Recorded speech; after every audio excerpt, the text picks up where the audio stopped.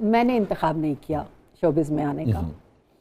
یہ انتخاب نرگس اور میری والدہ صاحبہ نے کیا کہ آپ شوبز کو جوائن کریں گی, اور میں بالکل بھی ولنگ نہیں تھی اس کے اندر, بالکل مجھے پسند نہیں تھا نا. لیکن پھر چونکہ بڑوں کی جو بات ہوتی ہے وہ ماننی پڑتی ہے, پھر میں نے اس کو اتنا محنت کیا کہ ان کو پھر کر کے بتایا کہ ہاں میں کر سکتی ہوں.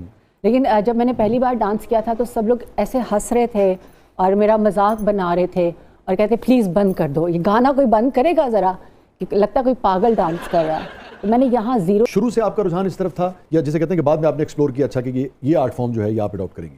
ایکچولی مجھے بالکل بھی شوق نہیں تھا ڈانس کا, بالکل شوق نہیں یہ تھا. کون مانے گا دنیا میں؟ ہاں یہی تو ڈفرینٹ چیز ہے نا کہ بالکل شوق نہیں تھا, اور اس کے ساتھ ساتھ کرنا نہیں آتا تھا.